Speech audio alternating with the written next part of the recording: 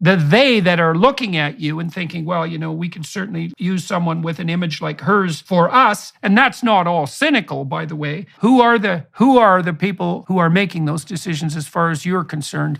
If we go back, say, well, when you were asked to serve as vice chairman, who was making those decisions? Well, I mean, obviously Nancy Pelosi is one of them.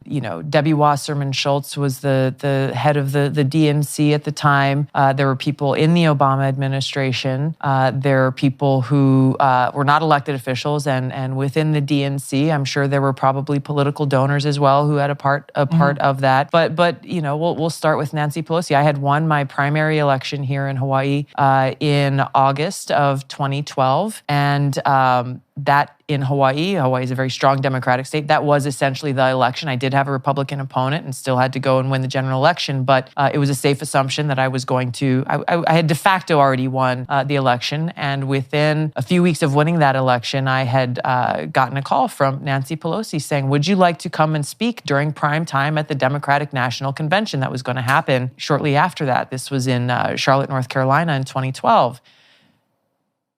Someone who had not even yet been elected to Congress for the first time being invited to speak on prime time. It was. I was surprised. I was very surprised. The topic she was asking me to talk about is one that is obviously near and dear to my heart, to talk about veterans. And so I said, yes, of course, I will do that. I went there and I spoke and I did interviews with just about every media channel that was out there. But all of these different things,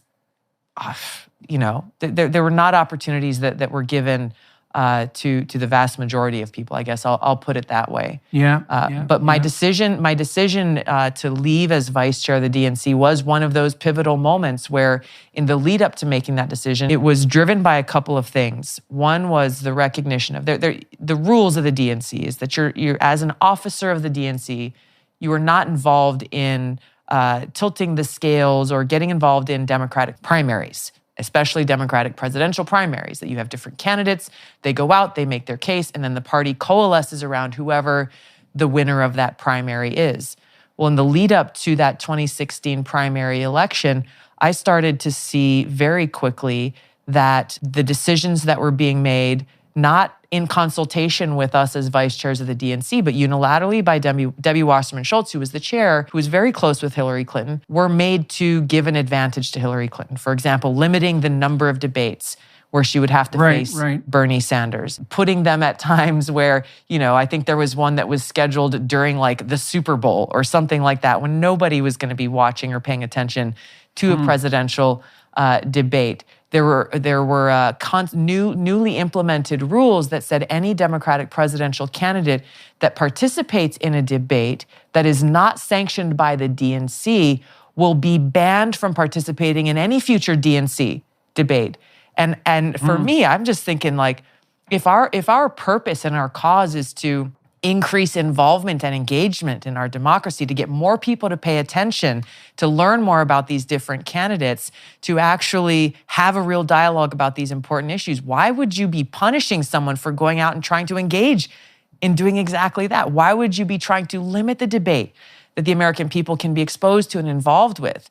And it was very clear why those decisions were made, to give an advantage to Hillary Clinton, who was designated as the one that the Democratic Party powers that be wanted to win that election. And so their lack of integrity, coupled with the fact that Hillary Clinton wanted to be our commander-in-chief.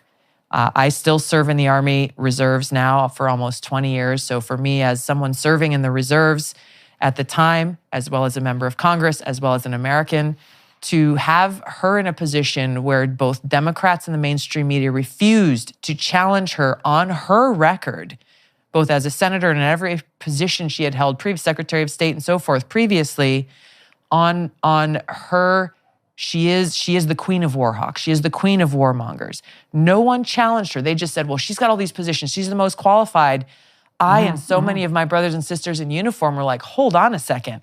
You need to ask her and hold her to account for the disastrous consequences for the decisions that she has made, the wars that she has advocated for, the things that she has done that has not only undermined our national security, but come at great cost to the men and women who volunteer to serve this country. Why do you think, okay, two questions on the Hillary front. I mean, one of the reasons she terrified me I suppose, is that it was pretty damn obvious that she's been aiming at the presidency for 50 years. Sure. And that's a long time, right? And you got to ask yourself, what is driving someone who's that committed to that goal?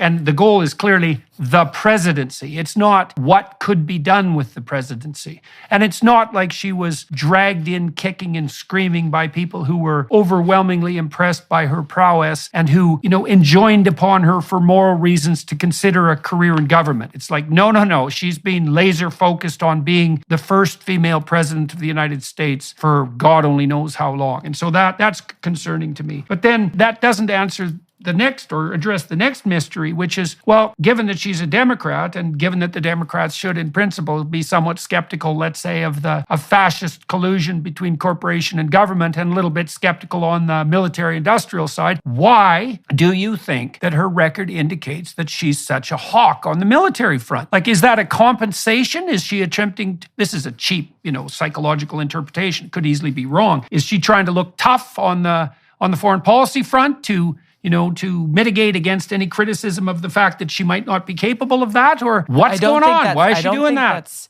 I don't think that's such a cheap analysis or assumption to make, because that is a reality, and that is one of my fears, not only about her, but also about some others who have been in those types of